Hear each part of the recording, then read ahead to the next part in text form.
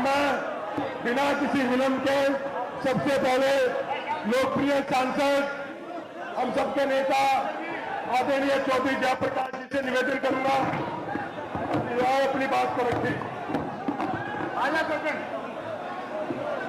आजा।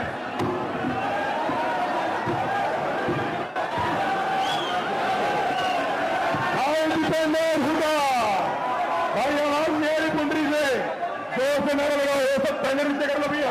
हेलो नीचे। अब मैं गुजारिश करूंगा आदरणीय हमारे सामने चौधरी जयप्रकाश जी से आकर अपनी बात को रखें।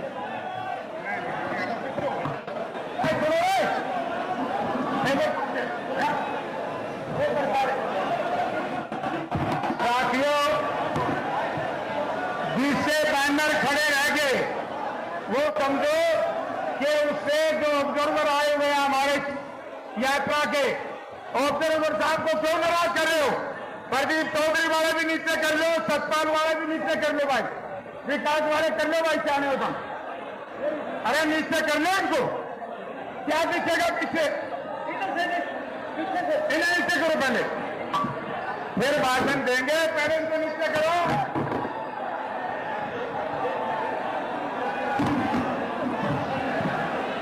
भाई ये जो लोग अपने तख्ती ऊपर कर रहे हैं वो अपने आदमी का नुकसान कर रहे हैं भाई। तख्तियां नीचे कर लो, और अगर किसी का नुकसान करना है तो तख्ती ऊपर कर लो। थोड़ी देर के लिए तख्तियां नीचे कर लो।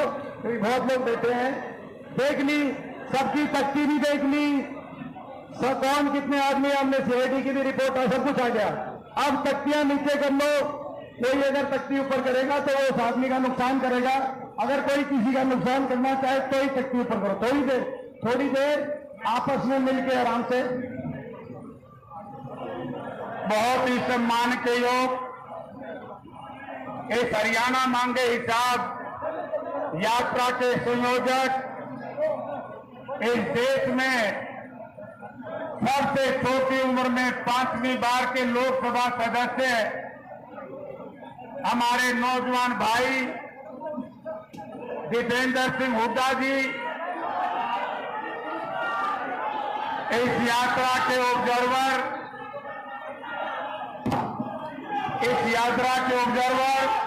भाई प्रदीप नरवाल जी, हरियाणा प्रदेश यूथ कांग्रेस के अध्यक्ष, और जो इस यात्रा को कोऑर्डिनेट कर रहे हैं भाई बुद्धि राजा जी, हमारे साथी भाई जयदीप धनखड़ जी, मंच पर विराजमान कुंडली विधानसभा क्षेत्र के पार्टी के चहेतों, टिकट चाहने वाले साथियों, और कुंडली और आसपास के इलाके से आए हुए हमारे बुजुर्गों, भाइयों, माताओं, बहनों, कांग्रेस प्रेमियों, साथियों, इसमें कोई दो राय नहीं कि दीपेंद्र सिंह हुड्डा जी आपके बहुत कहते हैं, और इसमें भी कोई दो राय नहीं कि आज जिस तरीके से दीपेंद्र सिंह हुड्डा ने इस छोटी उम्र में हरियाणा प्रदेश में जिस दिन से हिसाब मांगो यात्रा शुरू की, और 25 तारीख को जब कांग्रेस पार्टी की तरफ से, उदय भान जी की तरफ से कल घोषणा होनी थी कि चौधरी भूपेंद्र सिंह हुड्डा के नेतृत्व में कुरुक्षेत्र से रथ यात्रा चलेगी, और हरियाणा प्रदेश कांग्रेस कमेटी ने फैसला ले लिया था कि 15 या 22 सितंबर को आदरणीय हम सबके नेता, इस देश के नेता राहुल गांधी जी जींद में आएंगे और इस हरियाणा प्रदेश और दिल्ली की गूंगी बहरी सरकार को चेताएंगे। तो उसी दिन से इन्होंने आनंद में दीपेंद्र सिंह के दबाव में कि जिस तरीके से 48 साल की उम्र में इस नौजवान ने हरियाणा प्रदेश के नौजवानों की आंख बनने का काम किया, आवाज बनने का काम किया, किसान की, मजदूर की, व्यापारी की, कर्मचारी की, बेरोजगार की आवाज बन करके जो निकले हैं, उनसे भयभीत होकर के एकदम आनंद फानंद में चुनाव की घोषणा कर दी। इन लोगों ने सोचा कि 25 तारीख को जब चौधरी भूपेंद्र सिंह हुड्डा रथ पर चढ़ करके उदय भान जी चलेंगे तो प्रदेश में बड़ा भारी एक बदलाव की लहर आएगी, और जिस दिन राहुल गांधी जी 5 लाख लोगों को संबोधन करेंगे। इस देश की जनता समझ जाएगी कि मोदी की ठोकरी गारंटी और राहुल जी की हुक्का की पक्की गारंटी पे लोग मोहर लगा देंगे। इसलिए इन्होंने आनन फानन में चुनाव की घोषणा कर दी। मैं पुंडरी विधानसभा क्षेत्र के साथियों से कहना चाहूंगा कि मित्रों, सोचना आपने है। जिस तरीके से हरियाणा प्रदेश की कल अपमान किया है, भारत के प्रधानमंत्री ने, भारत के रक्षा मंत्री ने और मनोहर लाल जी ने हमारे मुख्यमंत्री को पूछा ही नहीं और आनन फानन में घोषणा कर दी। तो इससे बुरी बात लोगों अपने साथ क्या हो सकती है? यह अन्याय है हरियाणा प्रदेश की जनता के साथ। यदि आप ये चाहें कि हरियाणा में विकास हो, यदि आप ये चाहें कि एक बार फिर जो चौधरी भूपेंद्र सिंह हुड्डा ने 10 साल तक इस इलाके में काम करे थे, रोजगार दिए थे, वहीं से मैं आए तो आपकी भी चौधरी भूपेंद्र सिंह हुड्डा उदयभान जी और भाई हमारे दीपेंद्र सिंह जी भेजे, उनके वृक्षों को भर देना, उनके वृक्षों को दबा दबा करके चंडीगढ़ तक आवाज लगा देना कि हम कांग्रेस पार्टी को चाहते हैं, क्योंकि आप बहुत देर से बैठे हैं। मैं भाई दीपेंद्र सिंह हुड्डा का इसलिए धन्यवाद करता हूं, इस नौजवान की सोच है। विनेश फोगाट आज आई है, इस देश की सरकार ने, इस प्रदेश की सरकार ने अपना प्रतिनिधि भेजा, इन्होंने जाकर के इस नौजवान हमारी बेटी का, गुड़िया का स्वागत किया, जिसने हरियाणा और भारत का नाम पूरी दुनिया में रोशन कर दिया था। एक षड्यंत्र के तहत उसको फेल करने का काम किया। मैं इसलिए इनका स्वागत करता हूं। दीपेंद्र जी लेट आए कोई नहीं, ये बांगर की धरती है, ये कैथल और पुंडरी का इलाका है। आप रात को भी आते, ये लोग रात तक आपकी इंतजार करते, क्योंकि इनके मनों में, इनके मनों में चौधरी भूपेंद्र सिंह हुड्डा आपके प्रति एक सम्मान है। आपका बहुत बहुत धन्यवाद। अब मैं निवेदन करूंगा दीपेंद्र जी से।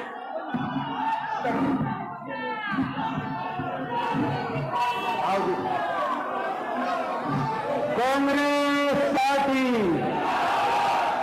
हमारे बीच में हमारे बहुत आदरणीय पूर्व केंद्रीय मंत्री और जो बहुत बड़े बहुमत से हिसार से अभी चुन के देश की संसद में पहुंचे हैं 2 महीने पहले, हमारे आदरणीय जयप्रकाश जी, हमारे आदरणीय प्रोफेसर वीरेंद्र जी, हमारे सुल्तान सिंह जलोला जी पूर्व विधायक, सज्जन सिंह ढुल जी, भाई प्रदीप चौधरी जी, कंवरपाल जी, हमारी बहन सुनीता बतान जी, सतपाल साकरा जी, विकास तंवर जी, श्याम सुंदर जी, सुरेश रोड जी, भाई हर्ष राजेंद्र गुजर जी, दिलबाग मोर जी, सुभाष मेहला जी, रमनदीप ताया जी, राजकुमार नंबरदार जी, हमारे सभी, किसी का नाम भाई विकास जी, हमारे भाई अमर जी, धीमान जी, हमारे प्रभारी जी, हमारे बीच में हमारे भाई सभी, भाई रणधीर जी, जिला पार्षद,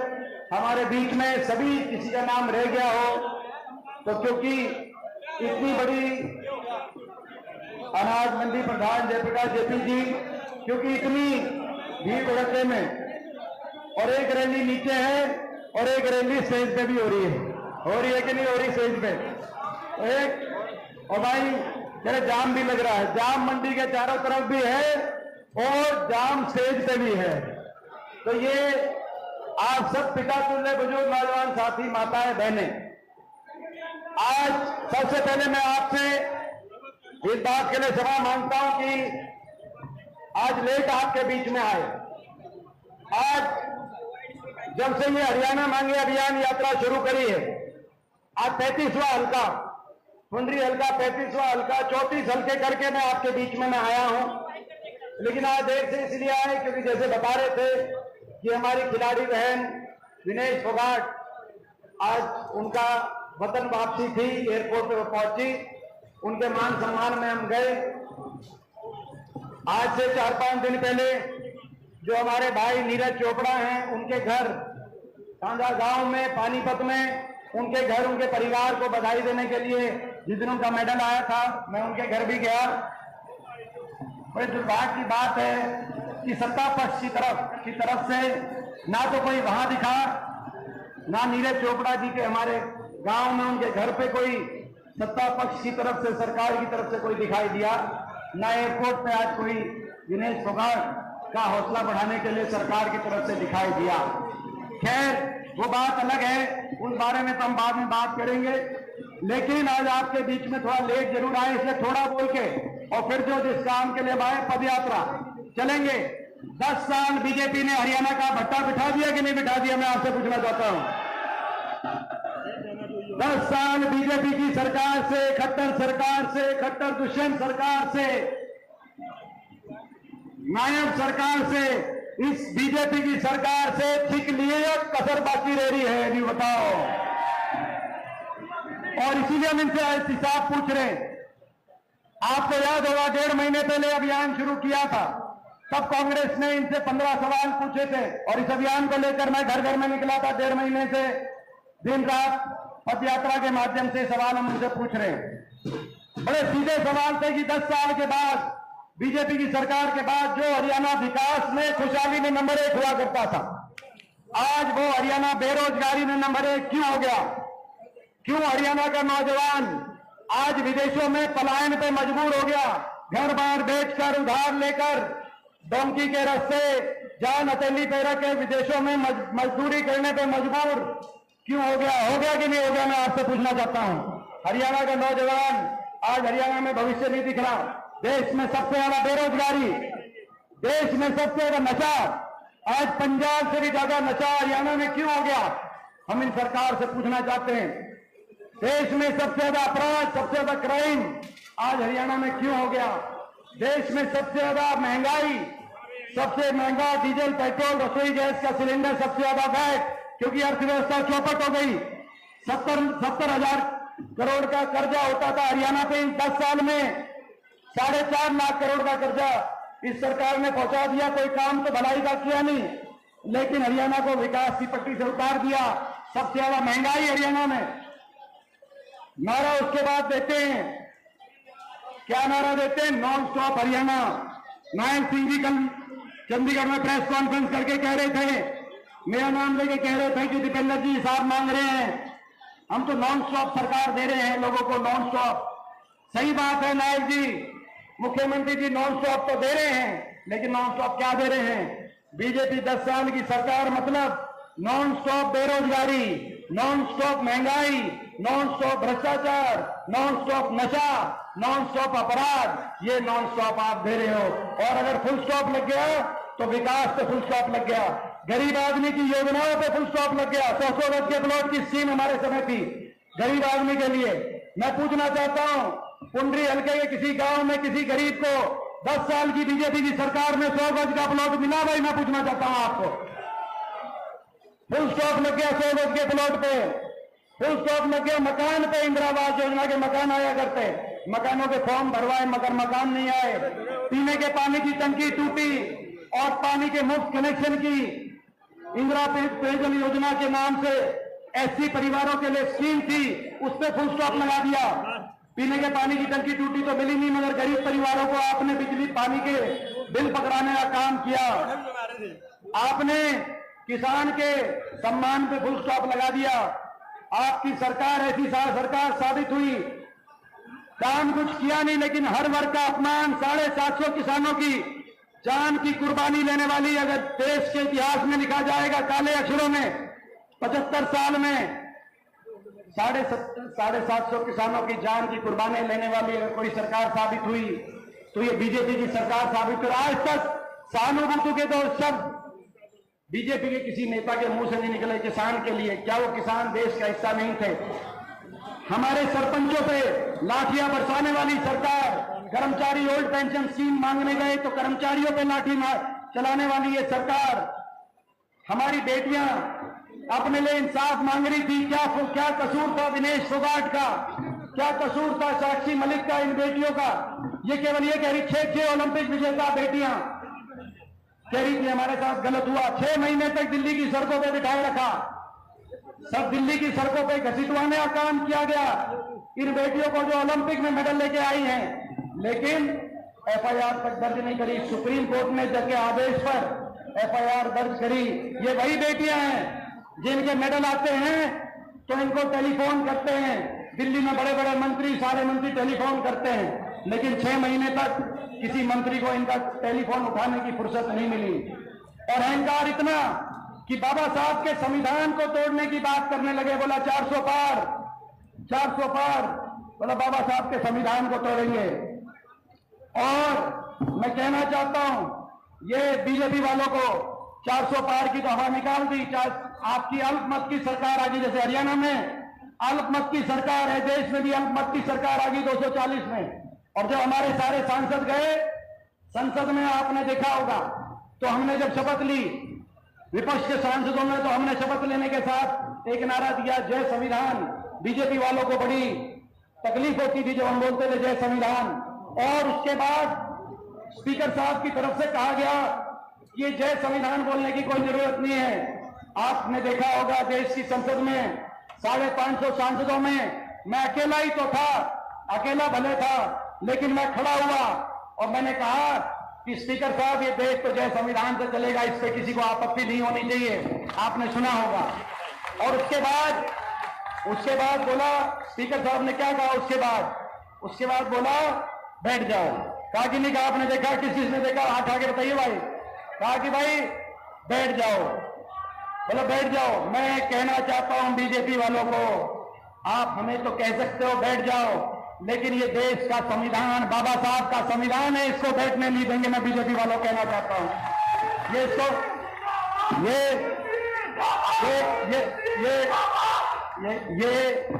ये लड़ाई हरियाणा के भविष्य को बचाने की लड़ाई है। ये लड़ाई हरियाणा के नौजवान के भविष्य को बचाने की लड़ाई है। ये लड़ाई बाबा साहब भीमराव अंबेडकर जी के संविधान को बचाने की लड़ाई है। ये लड़ाई 2 महीने 1.5 महीने के बाद हरियाणा के बड़े बुजुर्ग को देश में सबसे ज्यादा 6,000 बुढ़ापा पेंशन दिलवाने की लड़ाई है। ये लड़ाई बिजली उपभोक्ता को 300 यूनिट बिजली में राहत देकर महंगाई की कमर लगाने की, महंगाई की कड़ लगाने की लड़ाई है। ये लड़ाई किसान को एमएसपी गारंटी, कर्मचारी को ओल्ड पेंशन स्कीम, गरीब को 100 गज के प्लॉट और इंदिरा आवास योजना में 3.5 लाख की आर्थिक सहायता से मकान दिलवाने की लड़ाई है। ये लड़ाई हरियाणा के हर वर्ग को उचित मान सम्मान दिलवाने की लड़ाई, हर वर्ग का मान सम्मान हो हरियाणा प्रदेश में, हर वर्ग का सम्मान हो, किसी वर्ग को सड़क पर न आना पड़े, किसी वर्ग को घसीटा ना जाए, किसी वर्ग को जान की कुर्बानी 1.5 2 साल तक धरने ना देने पड़े। 10 साल हमारी भी सरकार रही, किसी को धरना देना नहीं पड़ा, पुलिस को कहीं लाठीचार्ज करने की जरूरत नहीं पड़ी। आपस में भाईचारे, खुशहाली, अमन चैन, शांति से हरियाणा आगे बढ़ा। एक भी आंदोलन नहीं हुआ था, मगर इनकी सरकार ने, आपने देखा। और जब इनसे हिसाब मांगते कि हिसाब दो, 10 साल हरियाणा का बच्चा क्यों बैठा, तो क्या कहते हैं दिल्ली से इनके नेता आके कहते हैं हम हिसाब नहीं देते, हम हिसाब नहीं देंगे, हम तो लेने वाले हिसाब, हम तो कांग्रेस से हिसाब लेंगे। बड़े बड़े नेता आए दिल्ली से, कहा कि हुड्डा साहब आपको हम हिसाब नहीं देंगे, हम तो आपसे हिसाब लेंगे। मैं कहना चाहता हूं जो दिल्ली से इनके बड़े बड़े नेता आ रहे हैं और कह रहे हैं हिसाब नहीं देंगे, उनको बताना चाहता हूं ये महाभारत की भूमि है हरियाणा, कहीं और आप हिसाब दो ना दो, ये महाभारत की भूमि है। ये यहां तो बड़े बड़ों का हिसाब हुआ है, ये हरियाणा है प्रधान, ये हरियाणा है प्रधान। ये हरियाणा का आदमी सच्चा हो सकता है, सीधा हो सकता है, ईमानदार हो सकता है, ठगा जाता है। मैं पिछले 20 साल से देश की सबसे बड़ी संसद का सदस्य हूं। 5वीं बार आपके आशीर्वाद से मुझे मौका मिला। बहुत छोटी उम्र में शायद देश में शायद किसी को ना मिला हो। मैं देखता हूं जहां देश की राजनीति की बिसात बिछती है, हरियाणा का आदमी वहां ठगा जाता है। आज भी हम देख रहे हैं देश में 29 प्रदेशों में सबसे कम बजट इन्होंने हरियाणा को दिया है। और बजट छोड़ो, खेल बजट भी 29 प्रदेशों में सबसे कम खेल बजट, 2200 करोड़ का खेल बजट आया। 500 करोड़ गुजरात को मिले, 20%, और हरियाणा के बाटे देश में सबसे कम 29 प्रदेशों में केवल 65 करोड़ हरियाणा के बाटे आए। हमें ठगा आप ठगने का काम करते हो। हमें किसी दूसरे प्रदेश से द्वेष नहीं है, मगर देश में सबसे कम खेल बजट सबसे कम हरियाणा में क्यों हो, इस बात का आपको बताना चाहिए। आज भी 6 मेडल आए हैं, हमें गर्व है। ओलंपिक में 5 मेडल हरियाणा के हमारे खिलाड़ी लेके आए हैं। आज हमें गर्व है अपने भाई नीरज चोपड़ा पर, हमें गर्व है अपनी बहन मनु भाकर पे, हमें गर्व है अपने भाई सरबजोत सिंह अंबाला से जो हैं उन पर, हमें गर्व है विनेश पे। मगर खेल बजट सबसे कम इस तरफ। तो भैया मैं आपसे पूछना चाहता हूं, 10 साल का हिसाब बीजेपी से लेना चाहिए कि नहीं लेना चाहिए, ये बताओ। तो भाई यूं बताओ कौन कौन, देखो पुंजी हल्का, भाई पुंजी हल्का जानदार हल्का है, इसमें तो कोई दो राय नहीं है। क्योंकि पुंजी हल्के में हमेशा भाई जो पुंडरी हल्के के दिल में बात आई, सुनो हवा कैसे हुई, पुंडरी हल्के के जो दिल में बात आई वैसा ही फैसला किया हमेशा हल्के में। ठीक बात है, मान भाई देखो पुंडरी हल्के को भाई पूरा हरियाणा मानता है, ईद के ने तब हमारी मान दिए भाई मैं पुंडरी हल्के से। देखो भाई इस बार मैं पुंडरी हल्के से कहना चाहता हूं, देखो बहुत से हमारे साथियों ने मेहनत करी है और पार्टी ईमानदारी से, पार्टी का शीर्ष नेतृत्व सारी बातों को देखकर जो भी फैसला करे, मगर इस बार हरियाणा में कांग्रेस की सरकार में पुंडरी हल्के की पूरी भागीदारी होनी चाहिए कि नहीं होनी चाहिए। तो भाई इस बार भाई देखो पुंडरी हल्के को मैं मान गया, इसके में भाई आप हमारी मानोगे तो एक बार हाथ हटा के बताओ आप भी मानोगे हमारी।